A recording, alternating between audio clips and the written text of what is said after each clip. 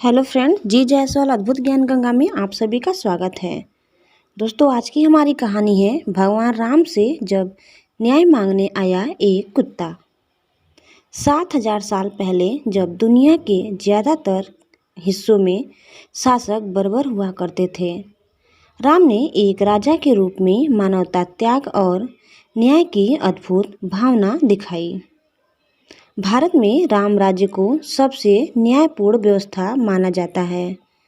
राम और सीता की कहानी तो भारत में सबने सुनी है, जिसमें राम सीता को रावण से बचाते हैं, लंका पर आक्रमण करके। पूरी रामायण यही तो है।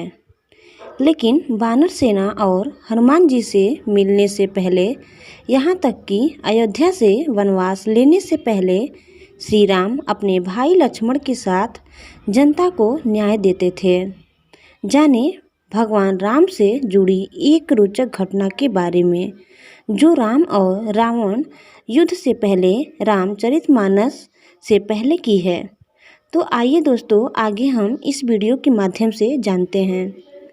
सद्गुरु पुराणों में राम के बारे में एक बहुत ही सुंदर कहानी है। प्राचीन काल में इस देश के उत्तरी भाग में एक बहुत प्रसिद्ध मठ था, जिसे कालिंजर के नाम से जाना जाता था। कालिंजर मठ उस समय का एक प्रसिद्ध मठ था। यह रामायण काल से पहले की बात है। रामायण का मतलब है लगभग 5,000 साल पहले। राम के आने से पहले भी कालिंजर मठ का खूब नाम था। राम को बहुत न्यायप्रिय और कल्याणकारी राजा माना जाता था। वह हर दिन दरबार में बैठकर लोगों की समस्याएं हल की कोशिश करते थे। एक दिन शाम को जब दिन ढल रहा था, उन्हें दरबार की कार्यवाही समेटनी थी।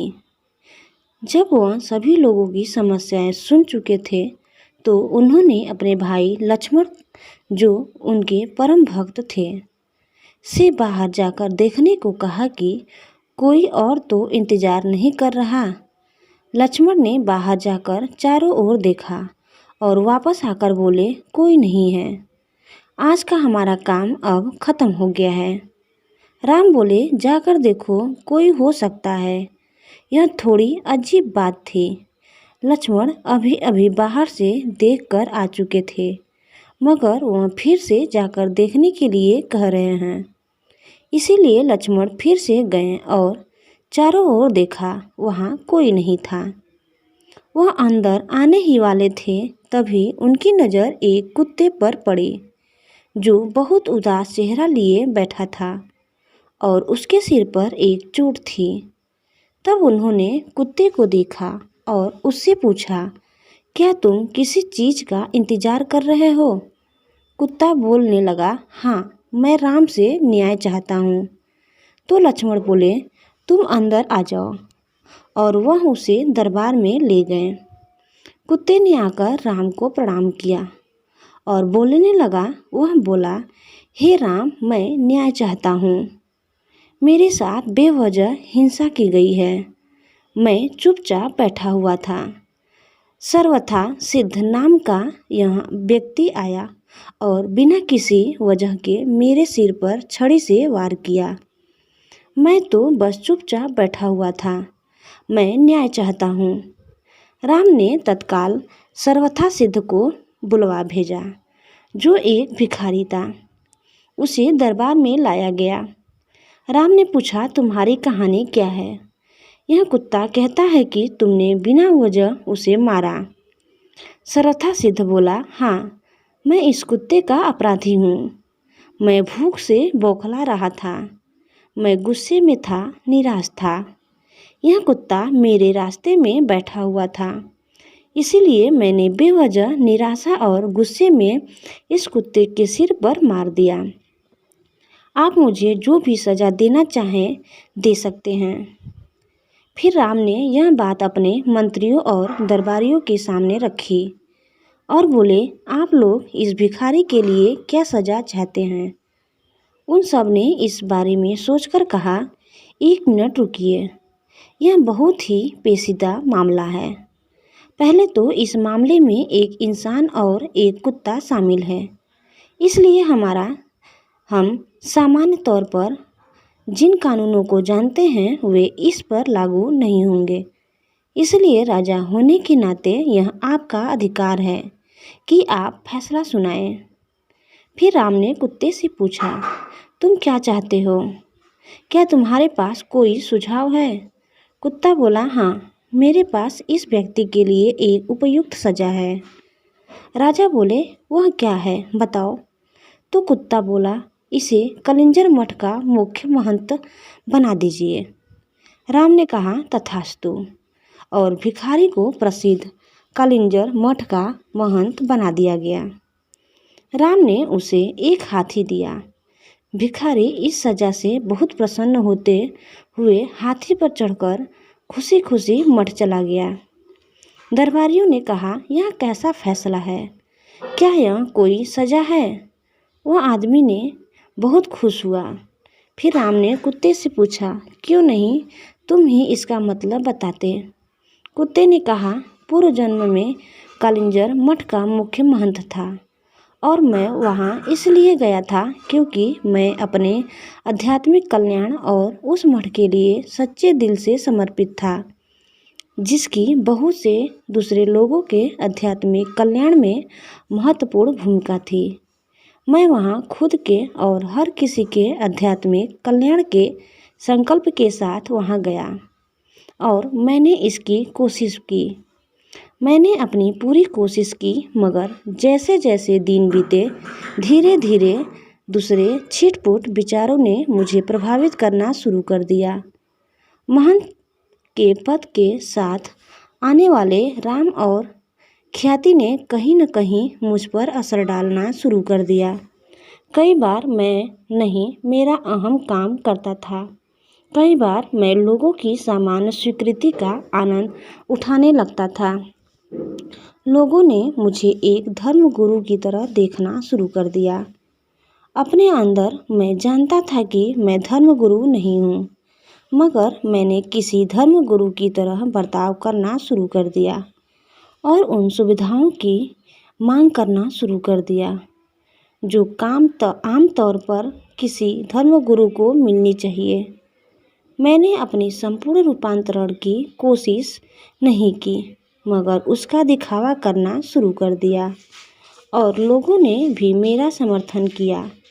ऐसी चीज़ें होती रही और धीरे धीरे अपने आध्यात्मिक कल्याण के लिए मेरी प्रतिबद्धता घटने लगी और मेरे आसपास के लोग भी कम होने लगे। कई बार मैंने खुद को वापस लाने की कोशिश की, मगर अपने आसपास जबरदस्त स्वीकृति को देखते हुए मैं कहीं खुद को खो बैठा। इस भिखारी सर्वथा सिद्ध में गुस्सा में है, अहम है, वह कुंठित भी है। इसलिए मैं जानता हूँ कि वह भी खुद को वैसा ही दंड देगा जैसा मैंने दिया था। इसलिए यह उसके लिए सबसे अच्छी सजा है।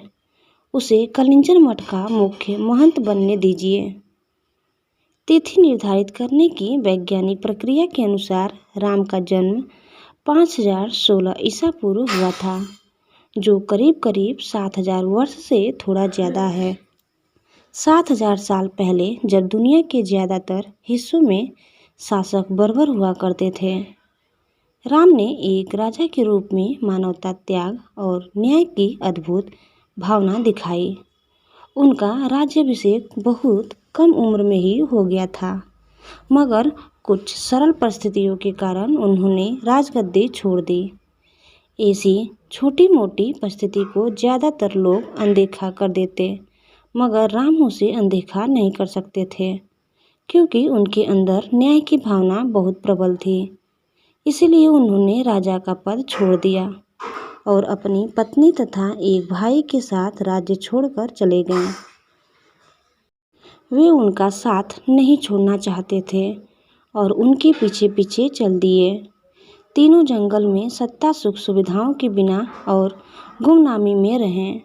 बहुत सी मुसीबतें झेली। राम ने अपनी प्रिय पत्नी को खोने की हृदय विदारक स्थिति का सामना किया, जिसे कोई दूसरा पुरुष उठाकर ले गया था। उन्हें एक युद्ध लड़ना पड़ा और उनके जीवन में बहुत सी दूसरी दुर्भाग्यपूर्ण घटनाएं हुई, मगर इन घटनाओं के दौरान भी उन्होंने न्याय और निस्वार्थ भावना दिखाई और किसी स्थिति में सबसे बदतर चीज़ों के लिए खुद तैयार रहे। भारत में राम राज्य को एक न्यायपूर्ण राज्य व्यवस्था के पर्याप्त के रूप में जाना जाता है। यही इस देश की सुंदरता, संयम और अनोखी प्रकृति है। सारी अव्यवस्था, भ्रम और भ्रष्टाचार की स्थिति में बीच से अचानक कोई बढ़िया उदाहरण सामने आकर हर किसी को चकित कर देता है। भारत के तौर तरीके हमेशा से ऐसे ही रहे हैं। जब हर किसी को लगता है कि यह संस्कृति नष्ट हो गई है, हर सीमा से परे भ्रष्ट हो गई है, तो अचानक कोई बहुत बढ़िया उदाहरण आपके सामने आ खड़ा होगा जो आपको सोचने पर मजबूर कर देगा। हाँ, अभी एक उम्मीद है। ऐसा अक्सर होता रहता है क्योंकि अव्यवस्था में हम सबसे बढ़िया काम करते हैं। जब बहुत ज़्यादा व्यवस्था होती है तो हमें समझ नहीं आता कि कैसे काम करें। भारतीयों का व्यवस्था में बहुत दम घुटता है। उन्हें थोड़ी अव्यवस्था चाहिए होती है।